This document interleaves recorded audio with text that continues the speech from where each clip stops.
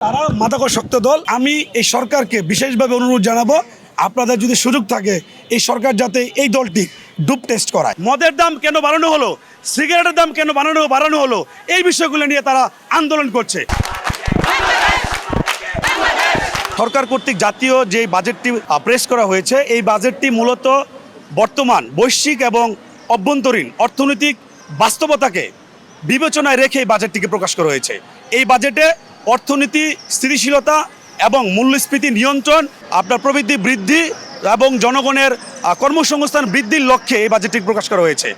বাজেটে এই সরকার আপনার প্রবৃদ্ধি বৃদ্ধির হার 6.5% এবং আপনার মূল্যস্ফীতি রোধ 7.5% লক্ষ্য নির্ধারণ করা হয়েছে, যার মাধ্যমে জনগণের ব্যয়, জীবনযাত্রার ব্যয় কমাতে সহায়ক হবে বলে আমরা বিশ্বাস করি। বাংলাদেশের ইতিহাসে এই প্রথম সরকার শিক্ষা খাত এবং মানব সম্পদ দক্ষতার বৃদ্ধির লক্ষ্যে প্রায় 1,36,606 কোটি টাকা বরাদ্দ রেখেছে, যার মাধ্যমে একটি শিক্ষিত মানব সম্পদ গড়ে তোলা সম্ভব বলে আমরা বিশ্বাস করি। স্বাস্থ্য খাতে দেখবেন আপনারা খেয়াল করে 69,000 কোটি, আপনার প্রায় 409 কোটি টাকা বরাদ্দ রাখা হয়েছে, যার মাধ্যমে স্বাস্থ্য খাতকে আপনার আধুনিকায়নের মাধ্যমে প্রতিরোধমূলক সেবা জনগণের দোরগোড়ায় পৌঁছে দেওয়ার উদ্যোগ গ্রহণ করা হয়েছে। 43,000 কোটি টাকা বরাদ্দ রাখা হয়েছে, যার মাধ্যমে কৃষিকে আপনার আধুনিকায়ন এবং প্রযুক্তি নির্ভর করা হচ্ছে। সুতরাং আমরা বলতে পারি এই বাজেটটি জনবান্ধব বাজেট, এই বাজেটটি শিক্ষার্থী বান্ধব বাজেট। আসলে বিরোধী দলের সমালোচনা করার মতো কোনো বিষয় নেই, তাই তারা সমালোচনা করছে। তাদের সমালোচনার বিষয়গুলো যদি আমরা দেখি,